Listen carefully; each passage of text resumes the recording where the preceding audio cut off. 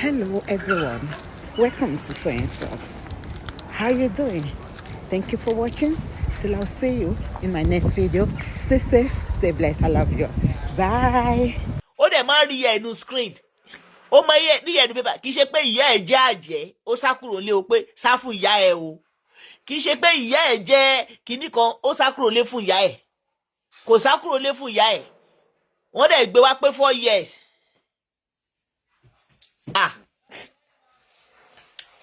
Kò wá rí ìyá ẹ̀ ṣùgbọ́n ó wá padà yọjú. Within 24 hours ó sáré rí ìyá ẹ̀. Ọkọ ẹ̀. Èmi ò gbọ́ rí o. Kò rí ẹnu Facebook, ó dẹ̀ lo Facebook. Kò rí ẹnu, kò ní family number anybody. Okay, náà ń gbọ́ pé ó ń disturb. Adébí mo ní the cup. Cup monkey. See, get. You said Mali is like Libya. You don't understand my point. See, get the point here. Mi ò sọ pé kò wá ìyá ẹ̀. Ìyá ẹ̀ celebrity ni ìyá ẹ̀ o. At least ẹ máa tẹ́lẹ̀ tó bá gbé ọ̀rọ̀ wá ẹ digest ẹ̀. Celebrity ni ìyá yẹn o. Kì í ṣe ìyá tó difficult láti rí o. Ìyá ẹ̀ ní Facebook o. Ìyá ẹ̀ ní Instagram. Ìyá ẹ̀ ní TikTok. Màmá yẹn wọ́n ní Facebook, wọ́n ní Instagram, wọ́n ní TikTok o. Gẹ́ yẹn ò lè sọ fún mi pé òun ò sí lórí social media. Ẹ máa roṣẹ́ tẹ́ bá fẹ́ gbé irọ́ wá. Mo mọ̀, mi sọ pé màmá ò ní di help o.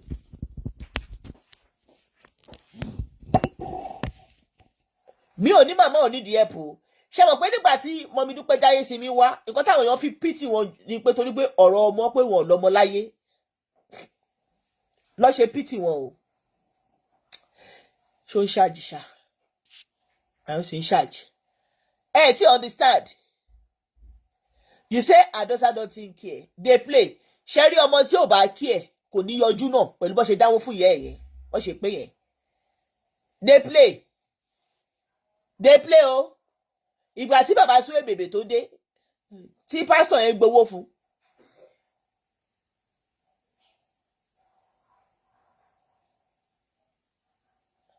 Her daughter said because she wasn't doing well. Ẹ gbàgbé. She wasn't doing well. Ní ó ṣe pé ìyá ẹ̀. They play. Ṣé ìyá ẹ̀ wà lórí àìsàn ni? Ṣebí ìyá tó bá wà lórí àìsàn lọ́mọ máa tijú pé okay ọmọ bí tó máa tijú pé I don't want people to know it's my mom. I don't want to because I'm not doing well. Celebrity ni ìyá ẹ̀. Ìyá ẹ̀ máa lọ party. Èmi ò bá gbogbo irú àwọn idea yẹn o. Fine, mama might need help. Of course she might need help. But níbi tí mo bá yé mi dé lórí social media yìí, brain mi kò wá contaminated o. Brain mi kò wá contaminated o. Ṣọ́rọ̀ mi yé yín. Tẹ́ bá gbé nǹkan wá sórí social media.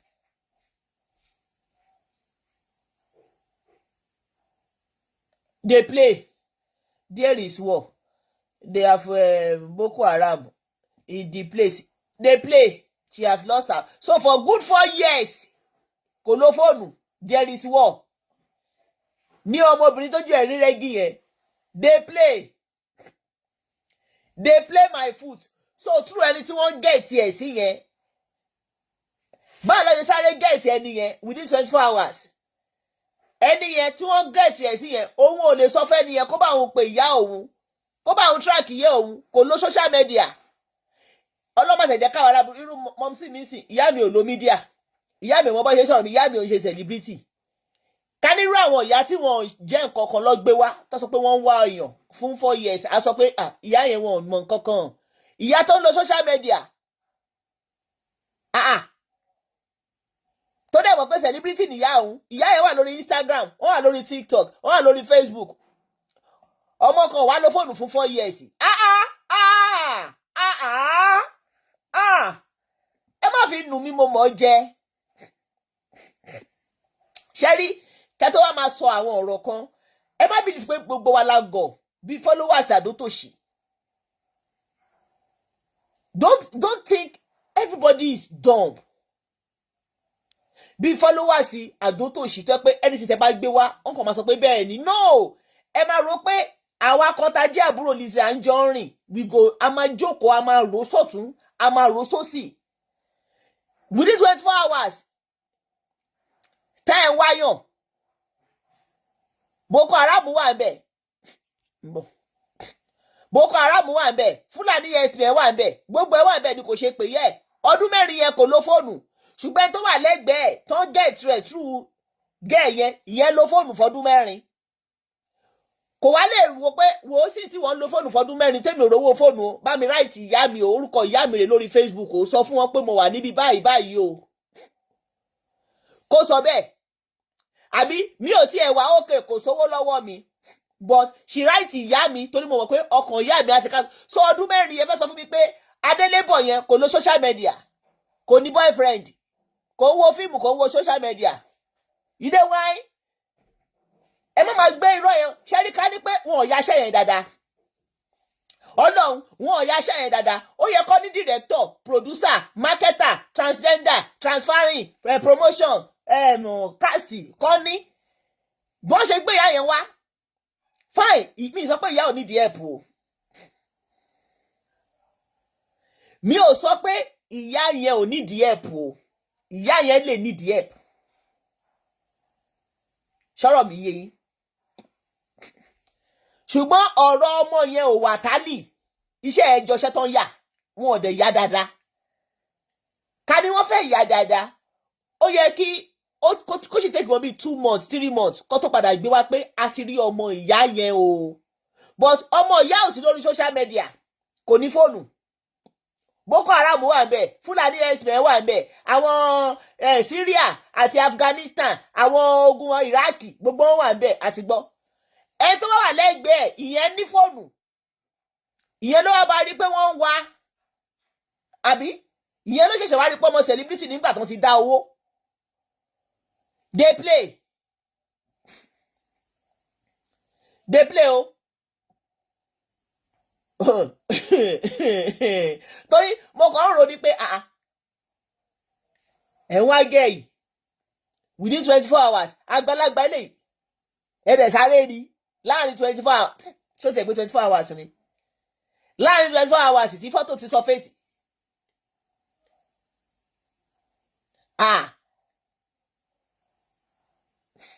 no serious think about it now ẹ wá sọ pé ibi tó wà Boko Haram wà bẹ́ẹ̀ àwọn olè parọ́ fún àwọn tó wà ní Bọ̀rọ̀nù gan àwọn Fúlàní ẹ̀sìn tó wà lábúlé wọ́n sì ní fóònù fi ṣe fídíò fún àwọn èèyàn pé ẹ wọ àwọn ẹ̀sìn tí wá gé orí wọn o àwọn Fúlàní ti wá kó oko wọn o Boko Haram ti kó ṣíbọ́ọ̀kì gẹ̀ yìí o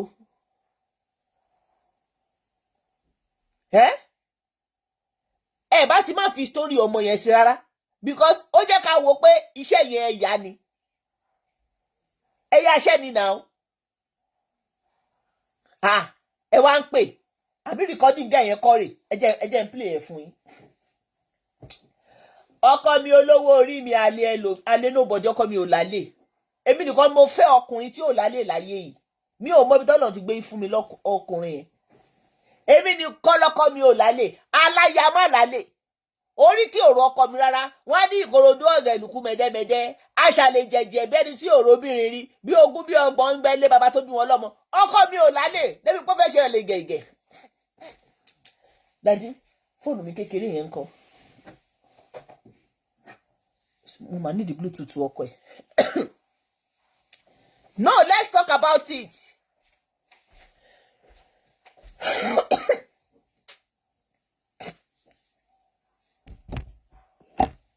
mo ń bọ̀ o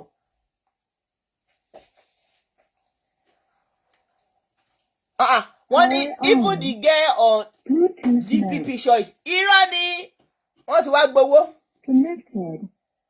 mo ń bọ̀ kí lórúkọ ẹ̀ náà mo ń bọ̀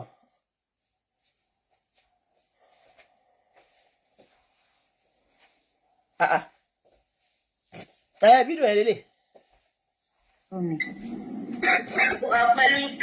ẹ pẹ̀lẹ́ ẹ má bínú mo wà lẹ́nu iṣẹ́ látẹ̀kan ni sorry. kí ni. mo ń sọ wípé tá a bá wá ọ̀nà tẹ́ máa fi wálé ńkọ́ kí la lè ṣe. No, part 2 lélẹ̀ ẹja play part 1. ẹja play part 1.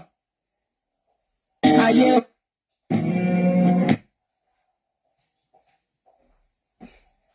Another update nípa Diola. Àǹtí Diola mi ò gbọ́ yín dáadáa ẹjọ́ ẹ̀pẹ́ ni mo wà nẹ́tíwọ̀kì yẹn ò dẹ̀ clear.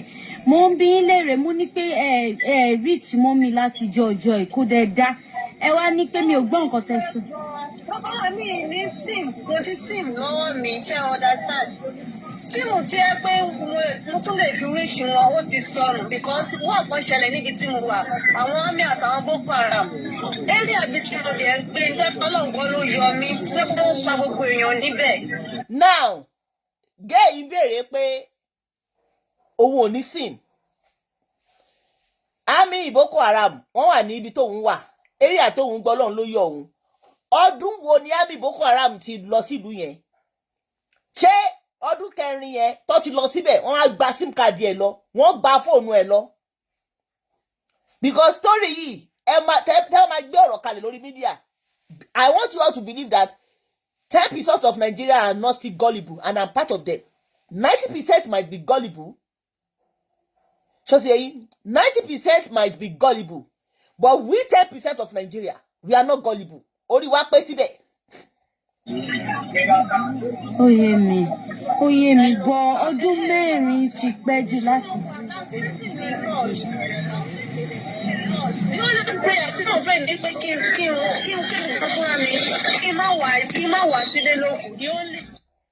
Now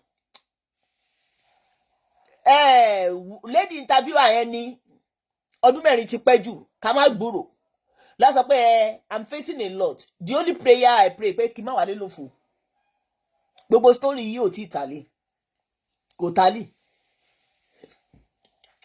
Ká ní pé ọmọ tí ìyá ò sí lórí media ká lọ ọmọ tí ìyá ò sí lórí media a ní kò síbi tó fẹ́ wà ìyá ẹ̀ sí torí ìyá ò sí lórí media. Ìyá ẹ̀ she's a public figure. She use Facebook, she use Instagram. Ó lè sọ fún mi pé kódà kí wọ́n má ní fóònù gbogbo àwọn tó súnmọ́ ẹ̀bẹ̀ yẹn ò ní fóònù. Then nǹkan tó wá ṣe tó lè rówó kó fóònù jọ láti ra fóònù fọ́gùn dé ọdún mẹ́rin débi pò ní sim card. Ṣé bẹ́ẹ̀ ló wá wọ́ọ̀sì ní Mali ni? Èèyàn lè wà Nàìjíríà gan kó lóhùn kódà bó jẹ́ àǹdọ̀ kí ló máa ń pè Wizkid àmọ́ ní Wizkid. Tekino Alájì Tekino ilé tí wọ́n sí wọn náà máa yò bébí o dídí dọ́dídì náà yò bébí o ẹ bá àlàyé ọkọ̀ Tekino Torchlight ó máa ní. Kò dẹ̀ sí gbogbo àwọn tó súnmọ́ ẹ ní Mali yẹn kò lè burú títí kó má rèèyàn tó ń lo Android. Ìwọ ọkọ fúnra rẹ ò lè sọ fún pé ò lo Android àbí Android àbí kí lẹ̀ ń pè ọkùnrin ti láà lọ school ìwé mélòó la kà á kàwé o ṣùgbọ́n ibi tó lọ ń gbé wa sílé ni ọlá tó lọ ń ṣe fún wa àwọn tó kàwé gan tí ni mo dẹ̀ ń dúpẹ́ fọlọ́ kò dẹ̀ tí ì tó ọlá gàrí ni mo mú bẹ ṣé wò mí gàrí ni bá mu gàrí láàárọ̀ gàrí lọ́sàn gàrí lálẹ́ gàrí láàárọ̀ gàrí lọ́sàn gàrí lálẹ́ àwọn tó ń ka ìwé tó kàwé jù mí lọ wọn ò mu gàrí yẹn ṣọ́rọ̀ mi yẹ yín tànà sọ bẹ́ẹ̀ yes ọlá ìtàn Ọládìméjì kí lẹ kọ yìí. I'm stranded here like the chef get me to my stranded me what mo ṣe fẹ́ wálé and the second one is kí n wálé and lie so the share understand me because number one tí bá ní kí ratio wọn náà ní sin náà mi ò ní nọ́mbà àwọn pa ohun bí tí mo ti contact everybody kò sí.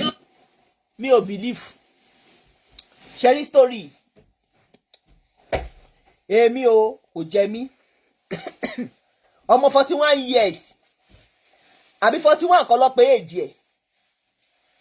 ẹ̀ kì í ṣe ọmọ 15 years o ká máa sọ pé kò ní ìrònú o bódà ṣe wáyé á ti máa bímọ o àbí 41 years kan lọ pé èjì ẹ̀ ẹ bá mi wo àbí how old lọ pé ṣe rí gbogbo story. Ọwọ́ mi mọ́ mi ní ṣe understand ẹni tó wà stranded voice ẹ̀ ló já geere ìkojú voice ẹ̀ ò jẹ́ tó nídìí help fún ọdún mẹ́rin tó ti wà stranded voice ẹ̀ ò jẹ́ tó nídìí help gbogbo àwọn tó yẹ kóun pè kóun fi gẹ́ẹ̀tì mọ́ mi ò gbọ́rú ẹ̀rí láyé mi ṣẹ́rí ẹni tó wà ní igbó inú mọ̀lẹ̀ gan igbó Sambisa àwọn Fúlàní ẹ̀sìn wọ́n sì máa tún fún fóònù pé àwọn fámìlì ẹ̀ pé a ti jí ẹgbẹ́ o. She left kid with her mom before she travel bóyá ó ti rọ́kọ̀ bí ìfẹ́ lọ́hùn.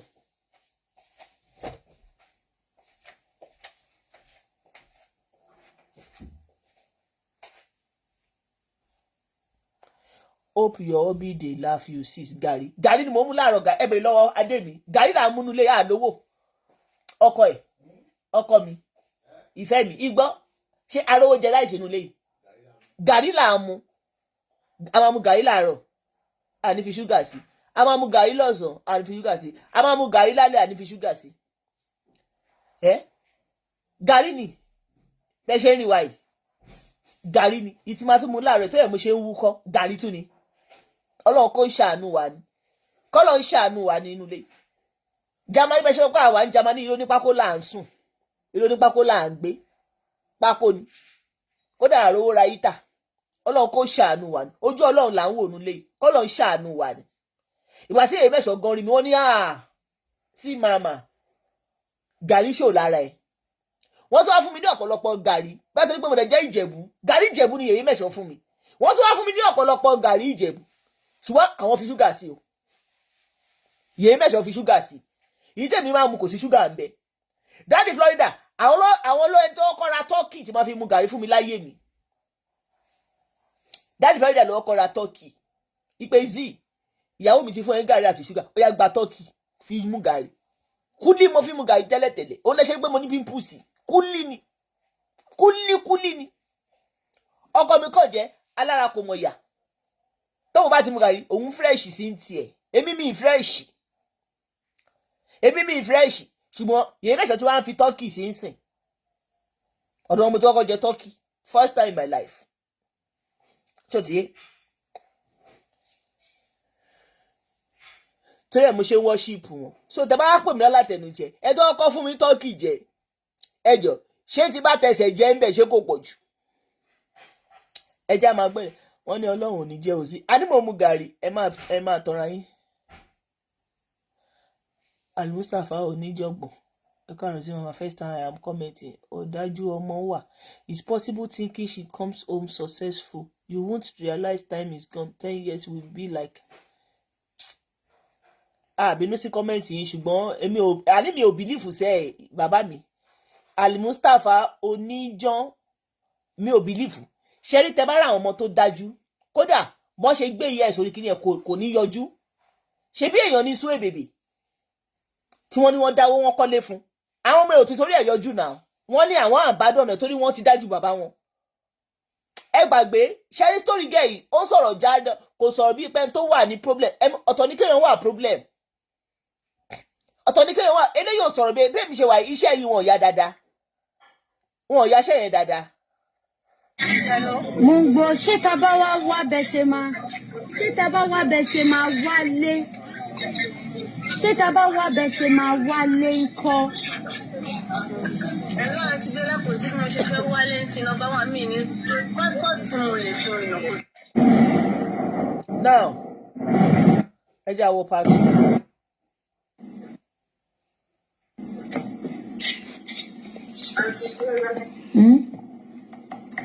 Kí ló bá ṣẹlẹ̀ ní wípé ṣẹ́rí ọdún náà nísìnyí tí bá máa wálé bí ní ìwé tí màá fi rò lọ́nà.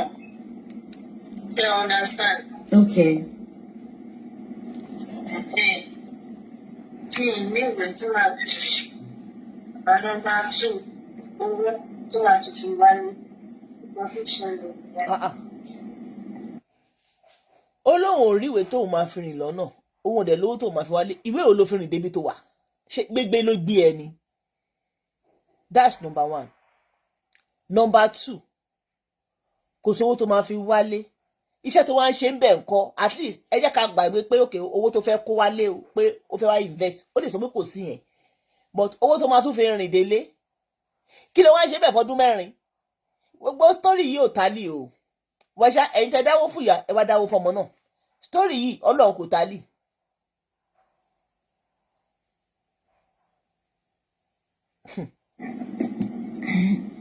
ṣé kò sí báwọn tí ò ní ìwé bọ́n ṣe ń rìn ni. kò sẹ́ni tó máa rìn lọ tí ò ní níwèé lọ́la. àwọn ọmọ Nàìjíríà tó wà ní kọ́sọ́dì àwọn pípọ̀ yìí wọ́n lé ní 500. Kí ló lọ ṣe Mali báwo ló ṣe débẹ̀.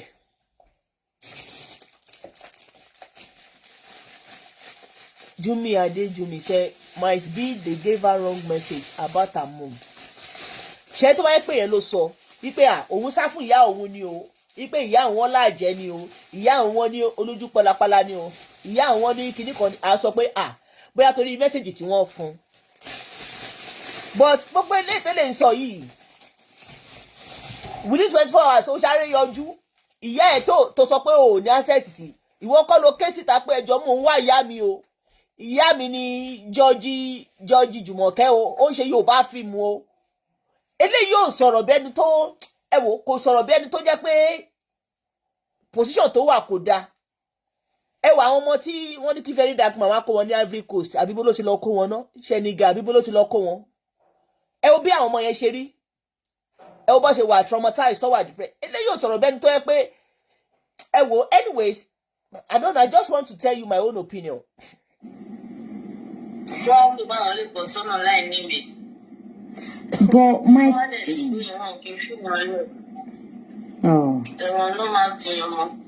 Sherry Mali tó wà fine ó lè má wà okay. Mali tó wà ó lè má wà okay. But kì í ṣe pé kò ní máa communicate pẹ̀lú ìyá ẹ̀. Ẹ má gbé yẹn fún mi. Kì í ṣe pé kò ní máa communicate pẹ̀lú ìyá ẹ̀. Ara àwọn tó lọ ṣiṣẹ́ lọ́dọ̀ àwọn Àràbù. Àwọn tó máa ń gbé lọ Iraki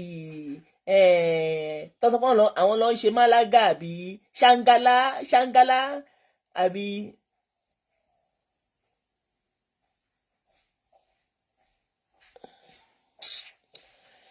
ayaba àwọn amárìdí sọ pé tí ẹ má sọ bí orí ló mọ iṣẹ́ àṣẹ káwé sọ fẹ́ẹ̀ fún yín pé orí ò mọ iṣẹ́ àṣelà àìmọye tó ń ta pé ọ̀tà tó là wọ́n ní Ọlọ́run tó dára bí eléwé òun ló dára bí aláṣọ sọ̀rọ̀ iṣẹ́ tó ń ṣe tó là bí kò làpò sí kékeré iṣẹ́ o lè ló bọ́mọ jẹ́ àwa táwọn sọ̀rọ̀ igan iṣẹ́ là ń ṣe àbí iṣẹ́ kọ́ là ń ṣe ṣèbó là ń wú kọ́ǹdì ẹ̀ yìí tó ń bú wa pé zí oníkọ́ kò sí kékeré iṣẹ́ mi ìsọ̀rọ̀ iṣẹ́ nǹkan tí mò ń sọ ni pé bí lédi ṣe ń sọ̀rọ̀ kò jọ ẹni tó lost contact èèyàn. Shege said it's possible you have done it for 2 years before. How do you do it for 2 years before?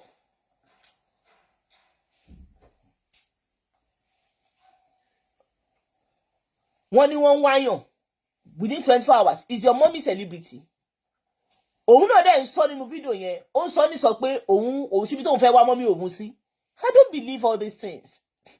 Ibi tó wà wọ́n lo WhatsApp ṣebí WhatsApp ẹ̀ lélẹ́yìí ṣebí WhatsApp ẹ̀ lọ́ fi ń sọ̀rọ̀ yìí. Ó ní Android phone. Bóyá ó ti wá fọ́kọ síbẹ̀ ó ti bímọ síbẹ̀ kò fẹ́ kí ìyá ẹ̀ mọ̀ ọ̀tọ̀ wá tún nìyẹn o ọ̀tọ̀ nìyẹn o ó lè ti fọ́kọ sọ́hùn but pé kọ́ ọmọ sọ pé òun náà wá mọ́ mi òun kò síbi tó ń fẹ́ wá wọn sí ẹ̀mí ò believe ìyẹn ni mo sọ pé story yóò tálì celebrity nìyá ẹ̀ ìyá ẹ̀ wà lórí Facebook ìyá ẹ̀ wà lórí Instagram kódà gan kéèyàn má níyà celebrity gan wàá ṣì rí àwọn èèyàn tó máa contact tó máa bẹ́ẹ̀ wá ìyá ẹ̀ ọkọ̀ ẹ̀ dẹ̀ balẹ̀ èmi ò ra story eléyìí o. But my thing is kí ló dé tí ẹ ṣe jẹ́ kí mọ́mì tiẹ̀ láì jà bó tiẹ̀ jádùúrà lásán ló ń gbà fún yín kódà.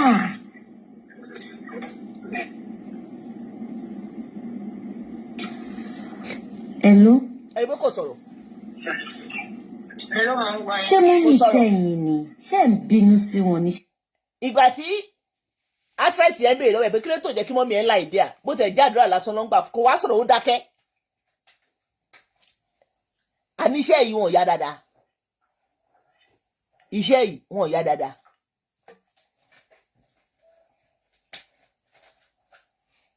Iṣẹ́ yìí wọn ò yá dáadáa. She's not hiding anything. màmá yẹn náà lè sọ pé àwọn ò rí géńdé ọmọ yẹn bá sọ̀rọ̀ fọdún 4 iṣẹ́ yẹn kò wọ́n yá dáadáa.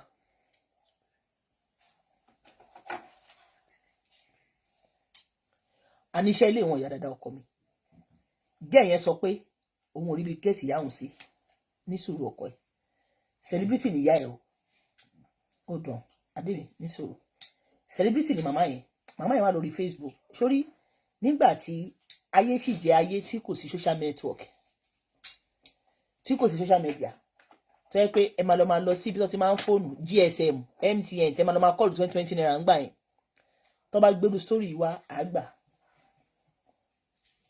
ẹ get tẹ́ pé ládùúgbò kò yàn kan ló ń lo fóònù ẹ máa sáré kiri orí igi orí ọ̀pẹ láti kọ́ Ṣẹ́gun máa ń tẹ́ fáyẹ káàárọ̀ bàbá mi.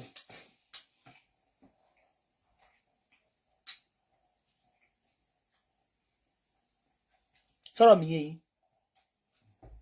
lady bó ṣe ń sọ̀rọ̀ wọn àti màmá ẹ̀ sọ̀rọ̀ gbẹ̀gbẹ́ now ó lóun ò ní fóònù Boko Haram wá Fúlàní herdsmen wá but within 24 hours wọ́n sáré gẹ̀ẹ́tì ẹ̀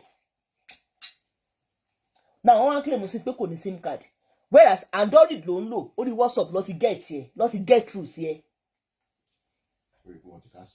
orí WhatsApp ló ti get through sí ẹ now gẹ́ yóò lè sọ fún mi pé òun ò sí lórí Facebook at 41 kò sọ pé ní ibi táyé dé yìí ó lè sọ fún mi pé ò sí lórí Facebook ó lè sọ fún mi pé ò sí lórí Instagram ó lè sọ fún mi pé ò sí lórí TikTok àwọn tó wà ní irú àwọn ìlú bẹ́ẹ̀ yẹn gan ló máa ń lọ social media jù láti fi while away time because they are boring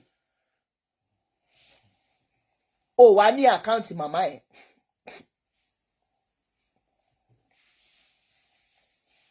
now let me read you. You said I just forget about my family for 2 years. Nobody knows about me by then. This is after 2 years I go back to Nigeria directly to home. So for that 2 years now, because you decide not to contact your family. Abi, you just lost the access to your family. You don't know their number. You don't know where to find them. If you decide to say, okay, mi ò fẹ́ pè ní ẹbí mi kankan, mi fẹ́ pè ará mi kankan, mi fẹ́ kó mọ bí tí mo wà, ọ̀tọ̀ nìyẹn. This case is not the same. Ẹni tó sọ̀rọ̀ yẹn, you that you said you just Suweba Yemi ẹ káàárọ̀ ìyá mi. Ṣẹ̀gẹ́, you said for 2 years you did not contact your family because you decide not to contact them. Not that you lost their contact. If you want to contact your family and you lost their contact, you will know someone that know them on Facebook. Talk less of a celebrity. This guy told us that only get lose SIM card. But you have another SIM card, you can subscribe data, you will be on Facebook, you be on Instagram, you be on TikTok, and you are seeing your mother on social media, and you tell me you lost access to your mother. Who does that? Think before you lie now. Elomile decide okay, kaniko sọ pé òun kàn decide láti má pe mommy òun. Ṣé mo ọ̀tọ̀ ní story yẹn, a máa sọ pé òun ló mọ̀ nǹkan tó rí tí ó fi pe mommy ẹ̀. Òun ló mọ̀ nǹkan tó gbọ́ tí ó fi jẹ́ kí ìyá ẹ̀ mọ position ẹ̀. But ó sọ pé òun lost access sí wọn. Òun ò níbi tó ń fẹ́ wá wọn sí àtàwọn tó yẹ kó òun pè láti fi get mommy òun. What are you talking about? Ṣẹ̀gẹ́, I'm waiting for your response.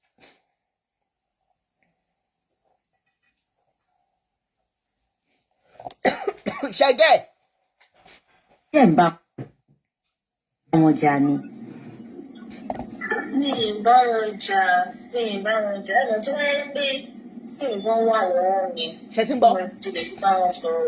Wọ́n máa ti tó bá wọn sọ̀rọ̀. Ṣé tí ń gbọ́ sí pé story yẹn ò tálì. Now, no actress Bella Bayo tún bèèrè lọ́wọ́ pé ṣé òun bá mọ́mí ẹ̀ jà ni? Ó lóun ò bá wọn jà. Ipe torí pé òun ò ní SIM card tóun lè fi get wọn. Ṣẹ́rí ọ̀rọ̀ tó ń sọ ẹ ló jẹ́ kí n mọ̀ pé story yẹn ò tálì.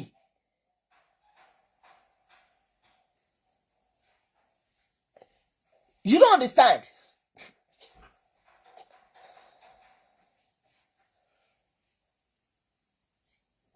You don't get it.